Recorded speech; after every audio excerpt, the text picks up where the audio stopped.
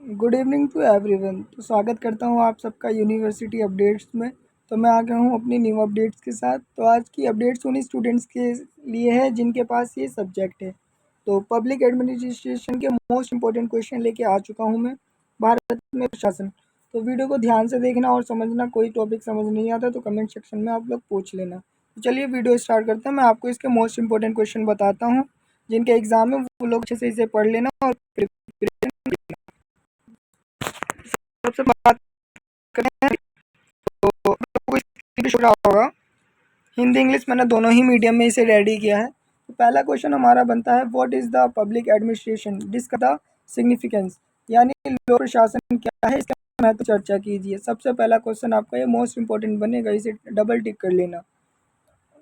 और second question हमारा आता है, discuss the evolution of the public administration is the discipline, यानी एक विषय के रूप में लोक प्रशासन के विकास की विवेचना कीजिए। तो ये पहला और दूसरा क्वेश्चन मतलब सेम ही आ जाता है, जिसमें लोक प्रशासन के बारे में बताना है, महत्व और विशेषताएं बतानी है। तो इसको मैंने अलग अलग इसलिए लिख दिया कि आप लोग समझ जाओ। एग्जामिनर किसी भी तरीके से आपसे क्वेश्चन कर सकता है। उसके बाद तीसरा क्वेश्चन आता है, discuss Taylor significance the management theory, यानी जो टेलर का नियम था, टेलर के वैज्ञानिक प्रबंधन सिद्धांत की विवेचना कीजिए। ये आएगा, इसे भी आप लोग अच्छे से पढ़ लेना।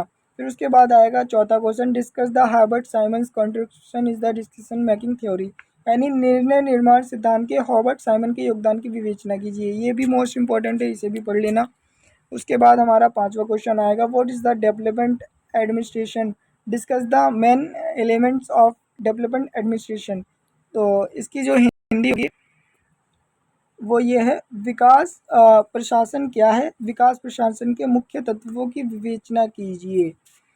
उसके बाद छठा क्वेश्चन हमारा आता है, define the public policy, discuss the process of the formulations, यानी लोक नीति को परिभाषित कीजिए, नीति निर्माण की प्रक्रिया की चर्चा कीजिए। ये वाला भी मोस्ट इंपॉर्टेंट है, इसे आप लोग डबल टिक कर लेना। सातवां क्वेश्चन हमारा आता है, निम्नलिखित विषयों पर किन्हीं दो पर संक्षिप्त टिप्पणी लिखिए। टिप्पणी लिखने का आएगा आपके पास, तो ये कैसे करना है उसके बारे में मैं आपको बता देता हूँ। तो जो सातवां हमारा क्वेश्चन है टिप्पणी लिखने वाला, उसमें आपका लोक तथा निजी प्रशासन, पब्लिक एंड प्राइवेट एडमिनिस्ट्रेशन में क्या फ़र्क है वो आएगा, अंतर बताना है। और लोक प्रशासन का तुलनात्मक उपगम, यानी लोक प्रशासन के बारे में आप लोग पढ़ लेना। अगर वो अच्छे से आप लोग पढ़ लेते हो तो पूरा एग्जाम अच्छे से कर लोगे।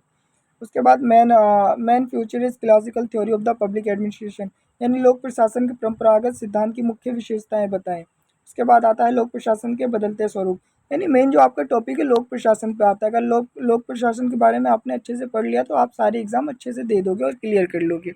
उसके बाद हम आते हैं अगले क्वेश्चन पे, आठवां question, what was the struggle of the civil service the British India and what were the condition their promotion, यानी ब्रिटिश भारत में सिविल सेवाओं की संरचना किस प्रकार रही और उनकी पद्धति की शर्तें कैसी रही, इसके बारे में। तो review the कॉलोनिकल agency of the Indian administration, यानी भारतीय प्रशासन में औपनिवेशिक विरासत की समीक्षा करनी है, इसमें एक्सप्लेन करना है। Explain of the role Indian prime minister of the cabinet secretary, ये मोस्ट इंपॉर्टेंट है, भारतीय प्रधानमंत्री व कैबिनेट सचिवालय की भूमिका बताएं। उसके बाद 11वां क्वेश्चन हमारा आता है, सामाजिक कल्याण क्या है, सामाजिक कल्याण के विभिन्न उपगामों की व्याख्या कीजिए, यानी what is the social welfare, explain the virtuous approaches of the social welfare, इसके बारे में आपको बताना है। 12वां क्वेश्चन हमारा बनता है, explain the right of the education of India, critically the element of the nation education policy 2016। ये ज़रूर आएगा, ये वाला तो आएगा। मैंने जो डबल टिक करने के लिए कहा है ना, वो मोस्ट इंपॉर्टेंट के भी मोस्ट इंपॉर्टेंट है, उन्हें आप लोग अच्छे से याद कर लेना। एक्सप्लेन द, यानी भारत की शिक्षा अधिकार की व्याख्या कीजिए, राष्ट्रीय शिक्षा नीति 1986 का आलोचनात्मक मूल्यांकन कीजिए, यानी इसमें इसमें आपको भारत की शिक्षा के बारे में बताना है और किस प्रकार ये भिन्न है और इसकी विशेषताएं क्या उसके बारे में बताना है। 13वां क्वेश्चन हमारा आएगा, सूचना अधिकार अधिनियम 2005 का समालोचनात्मक परीक्षण कीजिए, यानी critically examine of the right the information act 2005, ये वाला भी डबल टिक कर लेना। उसके बाद लास्ट हमारा 14वां क्वेश्चन जो आएगा, लोकपाल क्या है, भारत में लोकपाल की भूमिका बताएं। तो जो 14वां क्वेश्चन है ये लोग आप लोग पढ़ लेना, मोस्ट इंपॉर्टेंट है। मैंने 14 क्वेश्चन इसलिए आप सबके लिए बनाए हैं क्योंकि आप ये छोटे छोटे टॉपिक हैं, आप पढ़ लोगे तो अच्छे से दे दोगे। बाकी मैं अभी इसमें डबल टिक बता देता हूँ वीडियो के एंड में, जो आप लोग अच्छे से पढ़ लेना।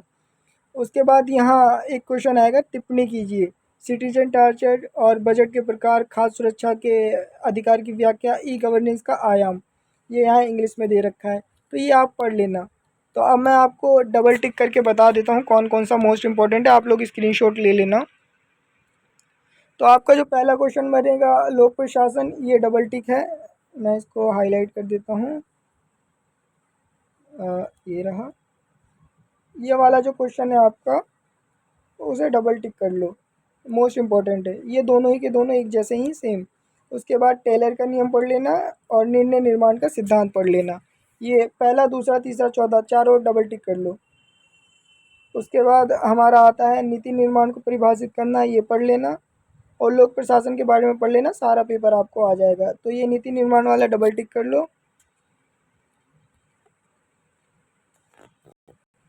उसके बाद हमारा ये क्वेश्चन आता है भारतीय कैबिनेट व कैबिनेट सचिवालय की भूमिका बतानी है आपको, इसको डबल टिक कर लो, 10वां क्वेश्चन। उसके बाद आते हैं नीचे वाला, भारत की शिक्षा नीति के बारे में बताना है, इसको डबल टिक कर लो। सूचना अधिकार क्या है, इसको डबल टिक कर लो। 14वां क्वेश्चन क्या है, यानी 12, 13, 14 और 12, 13, 14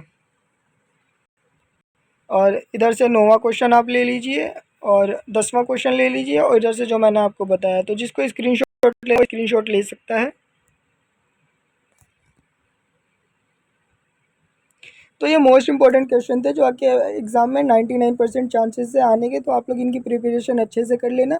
इनके आंसर आप क्या करना, चैट जीपीटी पे जाके इसका स्क्रीनशॉट शेयर कर देना और लिख देना कि डी यू सोल नैप अकॉर्डिंग हमें इसके आंसर बता दो। आपको सेम टू सेम डेफिनेशन अच्छे से करके दे देगा। आप लोग अच्छे से प्रिपरेशन करो। कल के एग्ज़ाम के लिए आप सबको बेस्ट ऑफ लक। मिलते हैं न्यू वीडियो के साथ। धन्यवाद।